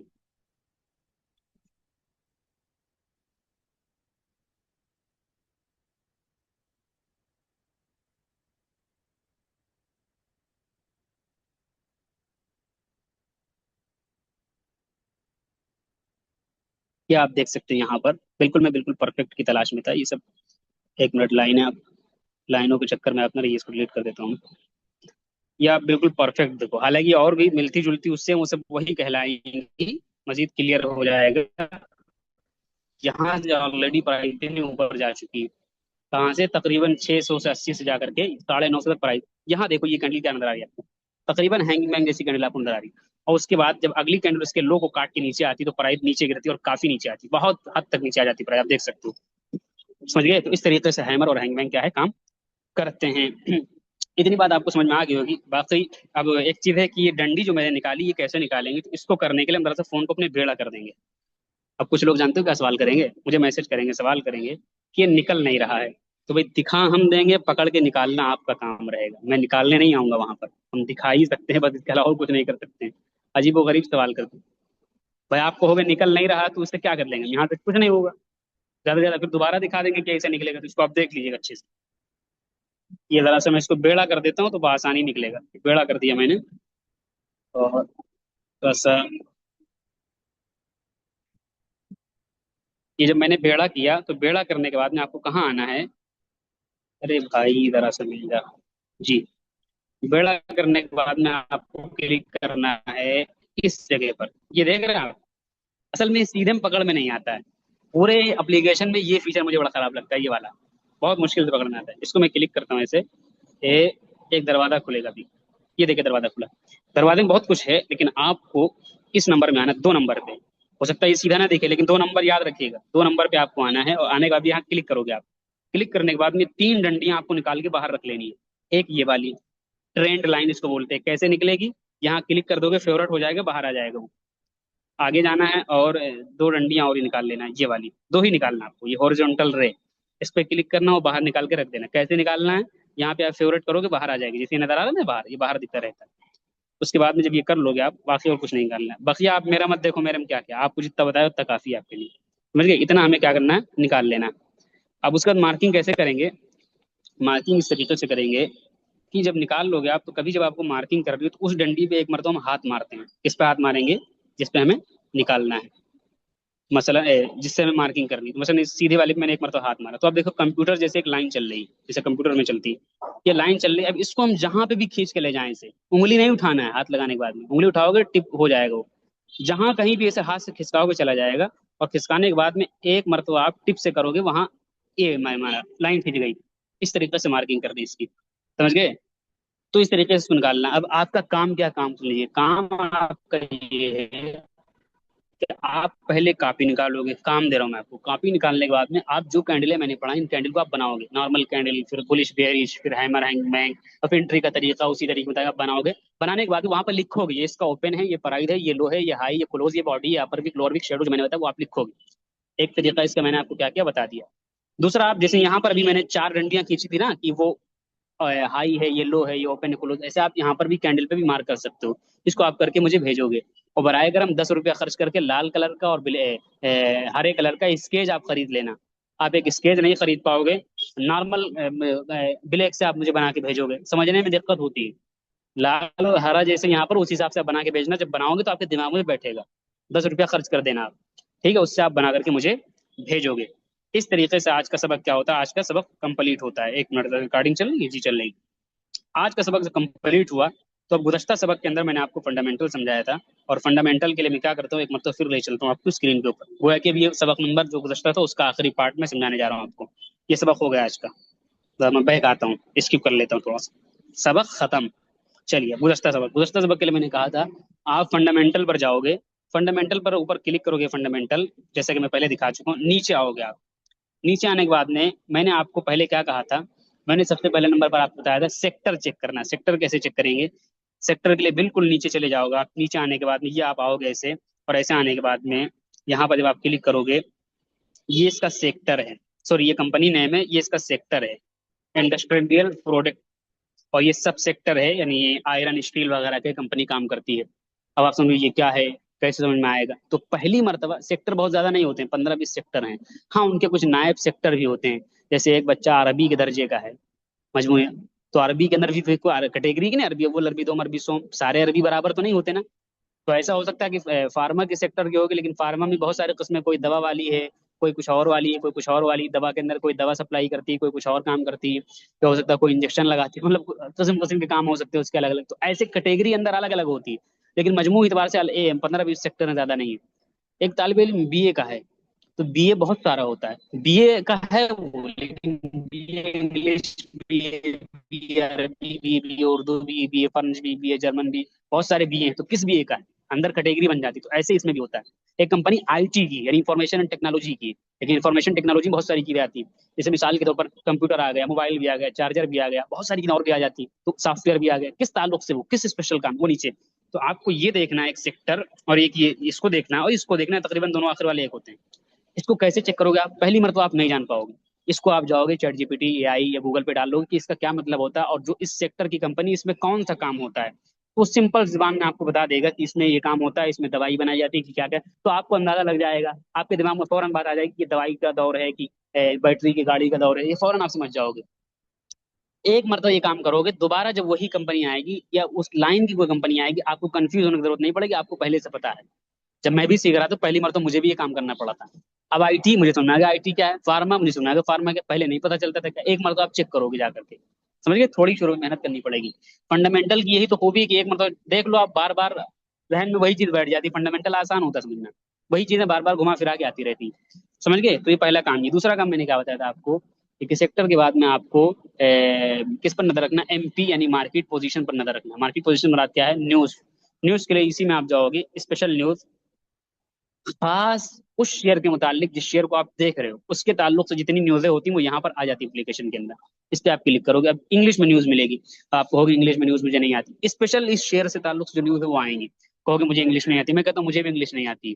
करता क्या हूँ, करना ये है कि इसको आप कॉपी करोगे, इसके स्क्रीनशॉट लोगे, गूगल, चैट जीपीटी, आई वगैरह से जाकर के आप पूछ लोगे, समझ गए कि इसका मतलब क्या, सिंपल उर्दू जबान में बता देगा। मैं ये कहा करता हूँ, आज के जमाने के अंदर कोई इल्म, कोई ये कहे मैं नहीं सीख पाता, मेरे पास टीचर नहीं, मेरे पास उस्ताद नहीं, वो बिल्कुल बेवकूफ है। आप जाके उससे पूछोगे, पूरी न्यूज आपको समझा देगा। तो टेक्नोलॉजी इतनी बढ़ गई, तो ये मैं भी ऐसे करता हूँ। हालांकि थोड़ी बहुत अल्लाह का शुक्र आती है, लेकिन बहुत ज्यादा नहीं आती, लेकिन जब फंसता हूँ तो मतलब न्यूज का मतलब क्या है, हार्ड वर्ड आ जाते हैं, तो उसको करता हूँ। ये यहाँ पर खास स्पेशल उस न्यूज के ताल्लुक से आपको मिल जाएगी जो शेयर आप देख रहे हैं। उमूमी न्यूज अगर आपको देखना है, तो उमूमी न्यूज का भी एक ऑप्शन यहाँ पर होता है, मतलब ओवरऑल न्यूज, किसी शेयर से नहीं, ओवरऑल। यहाँ पर क्लिक करना आप जरा सा, और एक मिनट जरा सा, नहीं यहाँ पे क्लिक करते हैं, इस जगह पे क्लिक करते हैं नीचे, जहाँ पे लिखा वॉच लिस्ट, ये मैंने क्लिक किया। तो यहाँ पर उमूमी न्यूज, ट्रम्प साहब क्या कह रहे हैं, अमेरिका क्या कह रहा है, ये सब न्यूज़ें बड़ी असर करती हैं। यहाँ पर देखिए कितनी न्यूज़ें भरी पड़ी हैं, समझ गए। देखिए Sangam quarterly one financial year 2027 net profit rise to 51 crore, यानी ये सब न्यूज़ कंपनी का रिजल्ट आ रहा है, वो तमाम तफसीलात इसको भी आप देख सकते हो। लेकिन ये ज्यादा खास नहीं, ये बहुत न्यूज़ होती है, पढ़ते रहोगे दिन भर आप। लेकिन जिस शेयर को ले रहे हो उसके ताल्लुक से वहाँ पे आप न्यूज़ जरूर देखो, तुम्हें क्या उसकी अपडेट नई नई क्या अपडेट है, इतनी चीज आप देख लिए। उसके बाद में अब तीसरी चीज मैंने बताई थी मैनेजमेंट टीम। मैनेजमेंट टीम कैसे देखेंगे? मैनेजमेंट टीम के लिए आप जाओगे और गूगल पे लिखोगे क्वाड ये एनुअल रिपोर्ट, किसी भी कंपनी की एनुअल रिपोर्ट, तो एनुअल रिपोर्ट के बाद में एक किताब आपके सामने आएगी, 300 सफ़े की, 200 सफ़े की, 250 सफ़े की। उस किताब को आप खोलोगे और खोलने के बाद में क्या करना आपको, वहां पे जैसे फहरिस्त होती नहीं, मैं कभी देखता नहीं, मैं भी बता रहा हूँ, जब लॉन्ग टर्म के लिए तो थोड़ा सा रिसर्च कर लेता हूँ ऐसे। लेकिन ये तरीका है देखने का, आप चाहो तो इसको स्किप भी करते हो, इस पॉइंट को एक मिनट जरा शुरू किए, मैं जरा सा 2 मिनट का वेट कर रहा हूँ दरअसल।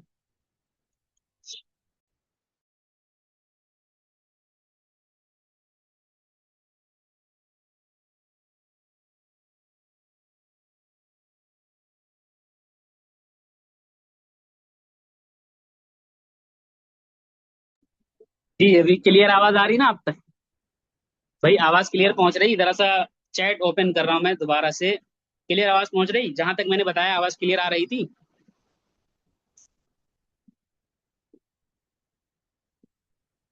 जी चलिए मैं दोबारा ले चलता हूँ। तो बात चल रही थी न्यूज की, न्यूज कैसे पढ़ेंगे वो तरीका मैंने बता दिया। मैनेजमेंट टीम कैसे देखेंगे, एक किताब आप खोलते होगे, उस किताब के अंदर बहुत सारी फहरिस्त होती है, फहरिस्त के अंदर लिखा होता है कि इस रिसाले के दाई ये हैं, फलाने ये हैं, मुहर्रिर ये हैं और एडिटर ये हैं, ऐसे वहां पे भी लिखा होता है इस कंपनी के सीईओ ये हैं, फलाने ये हैं, धमाके हैं। उनको देख करके गूगल पे सर्च करोगे तो उनके बारे में मिल जाएगा, समझ गए। लेकिन आमतौर से इसको आप छोड़ सकते हो, ज्यादा अहम चीज नहीं है। वही एक लॉन्ग टर्म के लिए जरूर करना चाहिए। तीन चीज है। चौथी चीज मैंने क्या बताई थी? चौथी चीज मैंने बताई थी पीएनएल देखना। ये बहुत अहम चीज बताने जा रहा हूँ। पीएनएल कैसे देखो किसी कंपनी का? मसलन मैं आशापुरा को ले लेता हूँ, पीएनएल देखने के लिए फंडामेंटल में जाएंगे। फंडामेंटल में प्रॉफिट एंड लॉस, यानी नीचे आओगे आप, नीचे आने के बाद ये लिखा है पीएनएल। क्या लिखा है ये? पीएनएल लिखा है, यानी प्रॉफिट एंड लॉस लिखा हुआ है, यानी नफा और नुकसान कंपनी का क्या है। नीचे आओगे ये आपको पूछेगा कंसोलिडेटेड और स्टैंड अलोन। कंसोलिडेटेड का मतलब ये होता है कि इस कंपनी का और जो इसके साथ मिलकर काम कर रही है सब मिला करके देखोगे मजमूई एतबार से, या सिर्फ इसी का देखना चाह रहे हो। तो हमेशा हमें कंसोलिडेट पे देखना चाहिए, यानी मजमूई डाटा देखना चाहिए, अकेले का नहीं देखना चाहिए। तो इसी पे आपको इधर ही रहने देना है इसको। आपसे पूछेगा 3 3 माह का देखना है कि ईयरली के हिसाब से देखना है, एक एक साल का देखना है, यानी अप्रैल टू अगले मार्च, फिर अप्रैल टू अगले मार्च, फिर अप्रैल टू इस तरह एक साल का होता है फाइनेंशियल ईयर, और 3 3 महीने का होता है, मसलन अप्रैल मई जून, फिर जुलाई अगस्त सितंबर को देखना है। तो यहाँ पर आप क्लिक करोगे ईयरली है क्वार्टरली, दोनों आपको देखना है हमेशा। कैसे देखना है? इसके पिछले 3 से 5 साल का डाटा आपको निकालना, और ये देखना है कि क्वार्टरली हिसाब से भी और ईयर के हिसाब से भी इसका प्रॉफिट रेगुलर बढ़ रहा होना चाहिए, समझ गए। मसलन कंपनी ने 100 करोड़ कमाया तो अगले साल कुछ बढ़े घटे ना, समझ गए, या उसी जगह पे 10 साल से ना पड़ा हो, बढ़ना चाहिए। एक आध साल कभी हो, एक आध क्वार्टर, यानी 3 3 माह का जब देखो तो चलो 3 क्वार्टर से बढ़ता रहा, एक क्वार्टर में घट गया थोड़ा सा, तो ये बहुत ज्यादा खतरा नहीं होता। लेकिन रेगुलर जब गिरने लगे ना तो ये खतरा होता है। तो इसको कैसे देखेंगे? इसको देखने के लिए मैंने आपको मोटा मोटा बताया था, नेट प्रॉफिट आपको देखना है। क्या देखना है आपको? नेट प्रॉफिट का नाम यहाँ पर एक नजर आ रहा होगा, खाका सबक में आपने देख लिया होगा वीडियो में, ये है। इसको आप चेक करोगे तो मसलन ईयरली पे सेलेक्ट है ना, मैं पीछे आके देखता हूँ 2015 का डाटा दिखा रहा है। 2015 का ये दिखा रहा है कितना, 39 करोड़ कंपनी नुकसान में थी 2015 के अंदर। तो मैंने कहा था जब कंपनी नुकसान में होगी तो ईपीएस, अर्निंग पर शेयर, यानी एक शेयर पर कितनी कमाई मिल रही लोगों को, 4 रुपया हर आदमी नुकसान में जा रहा है। देख रहे हो, जब कंपनी कमाएगी तो आपको मिलेगा, ये चेक करना जरूरी होता है। आप देखोगे कौन सी कंपनी है, ओला है, देखो नुकसान में है वो, 2 3 साल से जो भी उसका डाटा है, तो नुकसान में वो आप देखोगे तो उसका शेयर 180 से 20 पे आ गया। बहुत मतलब बहुत घटिया उसकी सर्विसें होती, लोग मतलब लोगों का कहना ये है। फिर अगले 16 में देखो इसका 153 रुपए का, 153 करोड़ का इसको प्रॉफिट हो, ये नंबर करोड़ में होता है। तो शेयर होल्डर का जो है 19 रुपया पर शेयर आपको यहाँ पर मिला तकरीबन, समझ गए। फिर आप 17 का डाटा देखो, फिर 19 करोड़ लॉस में, फिर आप 45 करोड़ लॉस में, फिर 327 करोड़ लॉस में 19 में, और फिर उसके बाद 383 करोड़ 2020 में। इस तरीके से आप देखते हुए चले जाओगे। इसका जो बेहतरीन नंबर जो आना शुरू हुआ है ना, वो कहाँ आया पता है? ये आया इसका बेहतरीन नंबर 2024 में, 282 करोड़। ये नंबर सबसे इसका बेहतर आया, तरक्की याफ्ता 282 करोड़। पिछले 10 सालों से रेंग रही थी कंपनी। यकीन मानो जब ये नंबर आया ना, तभी से मेरे इसमें शेयर पड़ा हुआ तकरीबन, जब ये नंबर आया है 2024 का लास्ट से ये शेयर मेरे लिस्ट में पड़ा हुआ, अभी मैं आपको दिखा दूंगा। यकीन मानो आप, 2016 में ये शेयर 300-400 का था, वहां से चलते चलते 2024 तक वही रेंगता रहा, 200, 250, 300, 400 इसे रेंगता रहा, पड़ा रहा। उसके बाद जब इसने उस रेंज को तोड़ा है, यहाँ इसका रिजल्ट अच्छा आया कंपनी का, तो जब इस रेंज को इसने तोड़ना शुरू किया है, 1 साल के अंदर ये शेयर जो 300 पे चल रहा था वो 950 तक गया।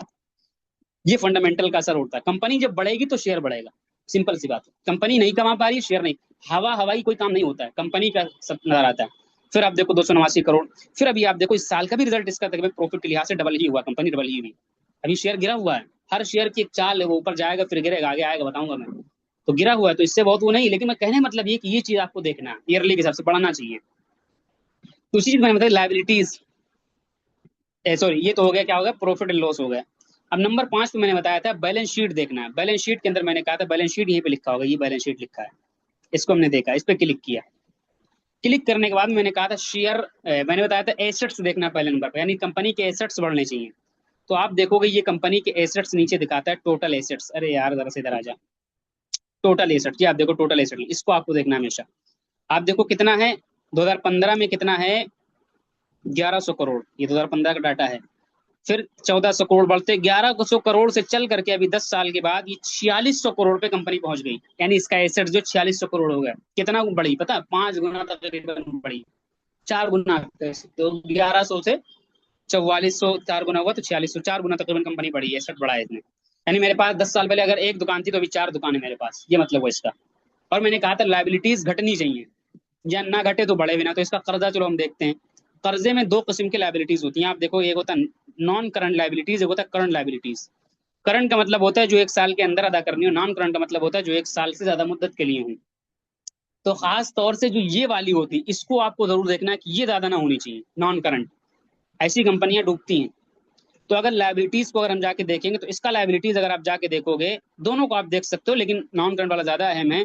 तो ये आप देखोगे 67 था, हालांकि ये बढ़ा बहुत ज्यादा है इसका।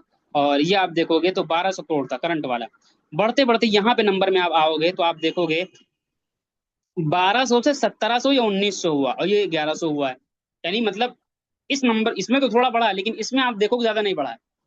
कैसे नहीं बढ़ा, 10 साल पहले 1100 करोड़ था, अभी कितना है, 1900 करोड़ है। कितना बढ़ा, सिर्फ 800 करोड़। और एसेट्स कितना बढ़ा, एसेट्स जो 1100 था वो अभी 4600 है, और लाइबिलिटीज जो 1100 था वो सिर्फ 1900 हुआ है। कंट्रोल नजर आ रहा है, कुछ नहीं नजर आ रहा, यानी खर्चे इसके जो होते हैं। भाई लाइबिलिटीज का मतलब पता है क्या होता है, खर्चे। ये बताओ, मैंने अगर बिजनेस डाला, अगर मैं 100 रुपए का माल बेचूं और 200 रुपया खर्च कर रहा हूँ, 100 रुपए का सामान बेचना और लाइट बिजली पानी का 200 रुपया खर्चा हो रहा है, तो नफा होगा नुकसान होगा, नुकसान होगा। तो कंपनी अपने खर्चे कंट्रोल कर रही है। तो इसको जरूर आपको देखना, दोनों नंबरों को आपको, ठीक है। तो आप देखो यहाँ पे कंट्रोल है कि ये 1100 से 1900 पहुंचा, खर्चा कितना कम बढ़ा है, कर्जा कितना कम बढ़ा है इस 10 साल के अंदर। और जायदाद कितनी बनाई, 1100 से 4600 करोड़, जिसका नतीजा ये हुआ कि वो शेयर 250 से 950 तक पहुंचा 1 साल के अंदर। समझ गए। और अगली चीज मैंने बताया था इक्विटी। इक्विटी मतलब शेयर कैपिटल, यानी बार बार जो पैसे लेना है एफपीओ जारी करके, वो बार बार नहीं होना चाहिए। तो अगर आप देखोगे तो पहले तकरीबन 19 करोड़ का जो था इसका, 17 करोड़, और 17 से चल करके अभी ज्यादा ज्यादा नहीं, 19 करोड़ तक पहुंचा ये नंबर। तो बहुत ज्यादा नहीं, 19 से 20 है ये, तो इतना इसमें फर्क नहीं आया। तो जब फंडामेंटल कंपनी का अच्छा होता है तो जाकर के उसका सीधा असर नजर आता है वहां पर। और भी फंडामेंटल की इस्तेलाहात हैं, लेकिन जो मैंने आपको बताया ये मक्खन मक्खन बताया। पूरी दुकान का हिसाब लिखना कि कितना किराए में गया, कितना बिजली में गया, कितना पानी में गया, कितना प्रॉफिट हुआ, कितना मार्जिन रखा, ये पूरा डाटा होता है इसके अंदर भी, जैसे कि आप नंबर सब नजर आ रहे हैं। लेकिन जो शाम को जो अम्मा बाप से पूछेंगे बेटा बचा कितना आपका, सीधे सीधे बताओ, बीवी पूछेगी बचा कितना आपका महीने का, ये बताओ, ये कितना पानी में गया, कितना पेट्रोल लगा, कितना बिजली, कितना किराया, कितना, ये सब छोड़ो, बच कितना रहा। तो आपको सीधे सीधे नेट प्रॉफिट देखना है, और यहाँ पर आकर के एसेट लाइबिलिटीज इक्विटी यानी शेयर कैपिटल देखना है। और आखिरी चीज जो होती है वो मैंने बताया था आपको, कैश फ्लो। कैश फ्लो देखने के लिए ऊपर वाले नंबर पर दरअसल हम स्विच करेंगे यहाँ पर, ये कैश फ्लो, इसको हम क्लिक करेंगे। ये जाहिर करता है कि कंपनी के पास में वाकई पैसा आ भी रहा है कि सिर्फ नंबर में चल रहा है। यानी मुराद ये कि मेरे पास 100 एडमिशन हुए तो 10 ही एडमिशन ने पैसे दिए मुझे, 90 ने नहीं दिए मुझे। तो कागज में तो मैं लिख सकता हूँ कि मुझे 500 रुपया पर एडमिशन, तो 100 एडमिशन का 50,000 रुपये कागज में लिख सकता हूँ, 50,000 का प्रॉफिट हुआ। लेकिन 40,000 उनमें से उधार है, मिला सिर्फ 10,000 है। समझ गए। तो ये कैश फ्लो जाहिर करता है। तो कैश फ्लो जो हमेशा आपको देखना है, वो कम से कम आपको ये देखना कि ये बढ़ रहा होना चाहिए, मुस्बत पे होना चाहिए, जरूर जरूर ये देखना, ये वाला नंबर। समझ गए, ऑपरेटिंग कैश फ्लो जो होता है। बाकी और भी नंबर इसके अंदर है, लेकिन वो आपको खास तवज्जो नहीं देने हैं, वो अलग चीज़ है। लेकिन ये चीज़ आपको क्या करना, जरूर जरूर देखना है। तो इस तरीके से फंडामेंटल जो पिछले सबक के अंदर मैंने बताया आपको देखना है। और बाकी एक चीज़ रह गई इसके अंदर, रह क्या गई, खत्म हो गया सबक। कल वाला भी जो पार्ट रहेगा तो मैंने दिखा दिया, और आज का तो हो ही गया है। बाकी एक चीज यहाँ पर मुझे याद आ गई, उसको मैं दिखा रहा हूँ। आप लोग सोचते होंगे कंपनी डिविडेंड देती है, कंपनी स्प्लिट करती है, कंपनी बोनस देती है, वो कहाँ दिखेगा? तो वो हमेशा आपको मिल जाया करेगा यहाँ पर, कॉर्पोरेट एक्शन का ऑप्शन होगा एक। ठीक, कंपनी जो भी अमल करती है वो यहाँ पर लिख करके आ जाता है। अभी ऐसी कोई खास यहाँ पर इस अपडेट नहीं कंपनी की, तो यहाँ पर नहीं, वरना यहाँ पर वो लिखा हुआ आ जाता है।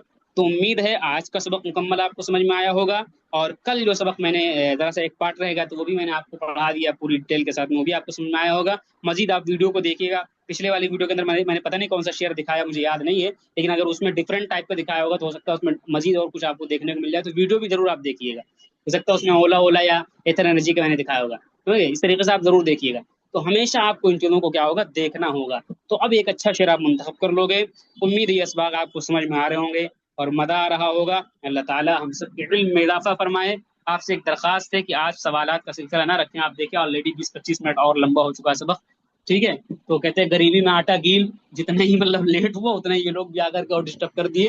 खैर, तो सवालात आप पर्सनल पर डाल लीजिएगा, मैं उसका जवाब दे दूंगा। अस्सलाम वालेकुम रहमतुल्लाहि व बरकातुहू। बाकी मैं जरा सा यहीं पे चैट खोल रहा हूँ, असबाक के अंदर कैसे जा रहे हैं और कुछ तब्दीली नजर आ रही, पहले से कुछ सीख रहे हैं कि नहीं सीख रहे हैं, जरा सा आप इजहार कर सकते हैं। अस्सलाम वालेकुम रहमतुल्लाह।